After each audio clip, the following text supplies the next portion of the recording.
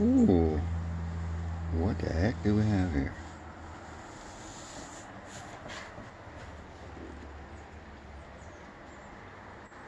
Oh, it's kind of a foggy, misty mountain day here in the land where the toes knows a few things. Yes, a few things. Hi there. How are you? Do you know what today is, you idiot? Well, it's a special day today. It's a certain time of year. Can you guess? Oh. So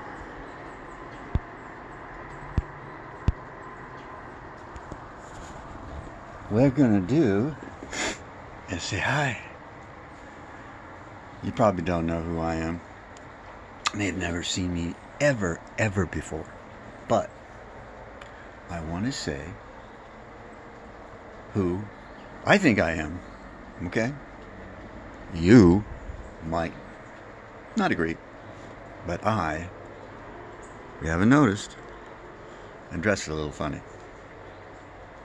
But if you happen to live in a place called Asheville, North Carolina, this is a perfect everyday dress. Year-round, okay? It is. It really is. Isn't that so? Isn't it so, cock-a-doodle-doo? Okay, well, I'm back again and I'm going to announce it. I am the Sultan of Swing. You've probably heard about him, but you never met him. Some people sing about him. Some people made him quite well known. There's some guy, I think he's from over in England or someplace like that. And he had a little success with that, and then he decided to move to the United States, and I think he lives in the same very state that the Sultan of Swing does, because maybe he knew that there was something to the Sultan of Swing living here. Okay? There's just a certain vibe. There's a mojo. A mojo. If you know what I mean. If you don't, too bad. But, so here I am. I'm living in this particular place. And I believe that guy, I think he lives in the same state. There's a lot of people that have moved to this particular state from other places like California. You know, that hotel you've heard about? The Hotel California? Yeah. So, and there's this guy who used to tear up, well, no, we won't go into that. I was going to say he used to tear up a bunch of hotels and stuff like that. I'm not really sure where he lives. He might live in California, who knows.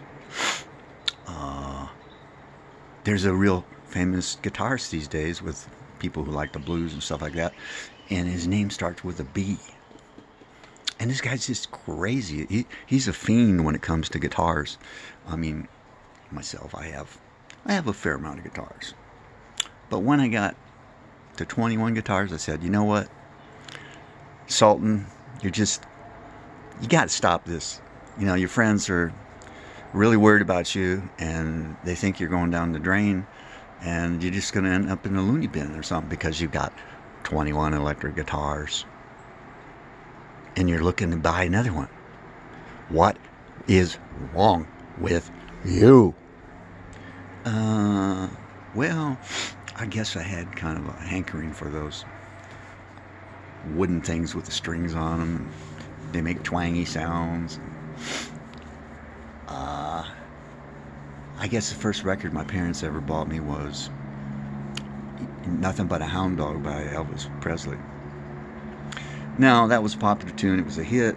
I really wasn't wild about Elvis Presley, but I thought it was kind of a funny song. You know, it's kind of funny. Some guy singing about his dog. But then these four guys came along called the Beatles. And they shook things up because they were doing something different and unique. But really what they were doing was based on other musicians, like old black guys in the U.S. and other folks like the Four Seasons or something. Anyway, like maybe the Beach Boys, because that was a group where a lot of the guys in the band sang, and so these Beatle guys, they start twanging away and singing like duets and so on, and writing actually some original material too. But they did, some Chuck Berry stuff and all that early on, which a lot of people did, because Chuck Berry was really cool, and I used to watch him on TV when I lived in a place called Pontificates, Michigan. There was a TV show in Detroit, out of Detroit, and there was also one out of Windsor, Canada, right across the Detroit River. And they'd have Chuck on the shows. He would play live, and sometimes just him and an amplifier and his guitar plugged in. The guy was like exciting, He was a real stage show. He did a thing called the duck walk across the stage, and he had it all down, man. He had a stick going, and he came up with some really cool songs. Johnny Be Good, one of the very famous ones. That's because it's kind of the beginning of the song is easy to play on a guitar, like fairly easy. If you happen to watch Chuck and see what he's doing, and that's how I learned how to play guitar, was by ear.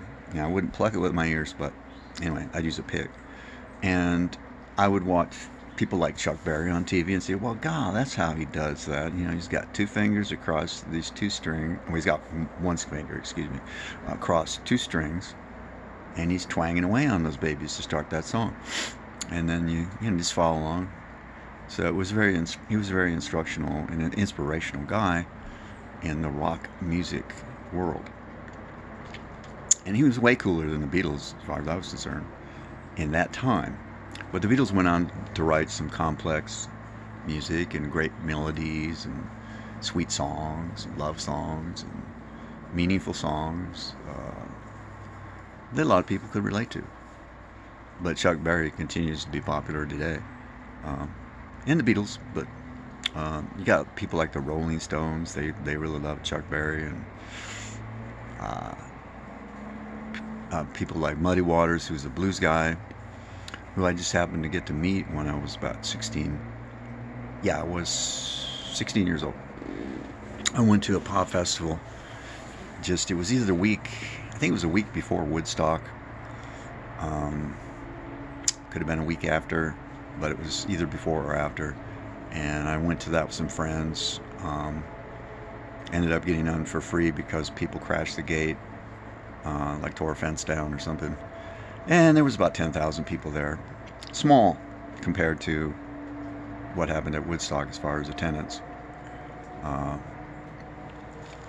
But anyway, I happened to I saw John Mayall, who's an English guy that got into the blues, and in the past he had Eric Clapton in his band, and he's a good singer and of blues, and he plays guitar, he plays harmonica, I think he plays keyboards too, yeah. But he ended up hiring people in his band that he thought were good blues players, and Eric Clapton was one of the early ones that really got attention. He had been in a band called the Yardbirds and was doing some commercial pop rock music with some blues bass to it, and he was kind of discontent with that, so he left, and he ended up playing with John Mayall for a while, and people loved what he did. And then there were people like Peter Green, a guy called Mick Taylor, who ended up getting hired by the Rolling Stones later on. A lot of good music over the years, but anyway, there was John with his long reddish hair and beard. I think he was wearing a hat. He's a pretty tall guy, and there was these people standing around him in a circle, and he was working with a guy by the name of Johnny Almond at that time, who was a saxophone player, and they did an album together. So it was that time period, and there were these guys around John speaking to him, and I walked over there because, wow, that's John Mayall, man. And I walked up, and then one of the guys turned around, and there was a group of, I don't know, 4 guys, maybe 5, whatever. They were these African American folks, black feet people, whatever you want, whatever they want to call themselves. Nowadays, people of color, maybe. But anyway, the guy turns around and says, "Hi, what's your name?" And he reaches his hand out to shake my hand and says, "I want to meet you. You know, come on in here." And so he introduced me to these other people, and they were members in his band, and to John Mayall. And I don't think Johnny Allman was in that group at the moment, standing there. And anyway, he said his name was Muddy Waters. Now, I didn't know anything about Muddy Waters at that time when I was 16 years old. I was into listening to rock music like Cream. Bob Seger would play at places where I would go, like teeny bop places or whatever, a place where teens could legally go and hear music. And it'd be like Bob Seger. You'd had other people like some people just don't really like this guy, but he's straight up about what he thinks. His name is Ted Nugent, and he was in a group called Amboy Dukes. Another real popular band at the time was called the Scott Richard Case, which later changed their name to SRC, an abbreviation. And they had, I think they put out like 3-4 albums on Capitol Records. They had gotten signed, and they were quite interesting. They actually were more in the vein of music like a band called Yes, like from over in England and stuff. They were doing, they had like some classical music influences into what they wrote and performed, and they were pretty unique. So that's another group. But I tell you, my favorite band that I saw when I was that age, that I got hooked on and I just really loved, was a band called the MC5. Check them out if you've never heard of them. I recommend their very first live album, which was their very first album ever. It was recorded in a place called the Grande Ballroom in Detroit. And I was able to go there a number of times when I was maybe 14 or 15. I obtained a fake ID that I found it was somebody's ID that I found on the street, and the guy name was Helmut Toppel, and he was from like Denmark or the Netherlands or someplace like that, and it was like an ID with a picture of him, and he didn't. I looked close enough to looking like this guy that I could pass to get in there. Because it showed that I was like older than I was, over 18. I think the guy was early 20s or something. But I got to see like Joe Cocker there. I mean, Janis Joplin. A lot of real famous people would come into town. And Cream actually was kind of like the house band there. I mean, they played there a lot on a certain period of time for like many weeks in a row. So the word got around. It was a great place to go, and that's where all the people that were like kind of hippy dippy went, or anybody had kind of longish hair, even though it might have looked like the Beatles, which was a mop cut. Some people would call you a hippie or whatever and call you a name, thinking that was a derogatory thing to call you, but a lot of us people kind of liked it. But I personally didn't really like it. I just wanted to be me. I didn't want to be a hippie or a greaser or a frat. These are terms people were being called at that time. And I was in junior high school at that age. So anyway, MC5, they were just really far out. There's some video of them at that point in their career that you can find of them performing at a concert outside in the Detroit area, and the stage show was just wild. They're just high energy, and they would have big American flags draped over their Marshall amplifiers, and they just kicked ass. They just come out and let it fly, and they did the best version of this song that was actually written by John Lee Hooker. and it's called The Motor City's Burning, and it's on that first album. That's one of my favorite tunes of theirs. It's a blues tune, but it's about the riots that went on in Detroit, where a lot of people got killed and murdered, where there were tanks rolling around on the streets, shooting into buildings with the tank big guns, plus using 50 caliber machine guns to strafe buildings and stuff. It was really bad. And people were setting places on fire and so on. Things like that. They basically, a lot of poor people were getting ripped off by real estate developers that would buy those places and not really keep them up very well, but charge more money than they ever should have for the stuff.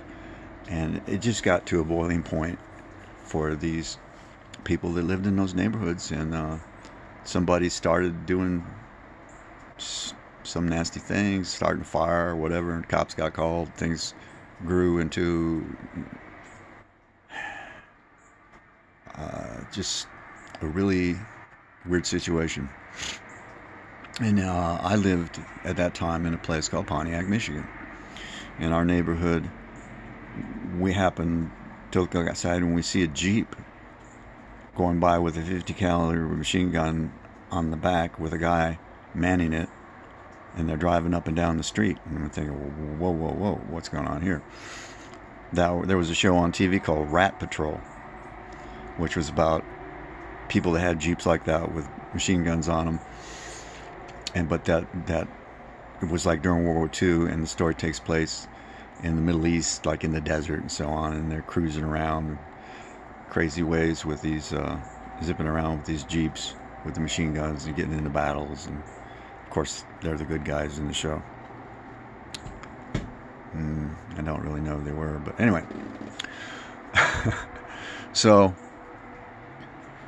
that's going on, and there was a guy that had lived, maybe 4 houses down the street from us, and he was, quite a bit older than me, but he ended up getting out of high school, and he joined the military, and I didn't know that. But anyway, here he was now back there, and he was in command of a troop of National Guard people, and they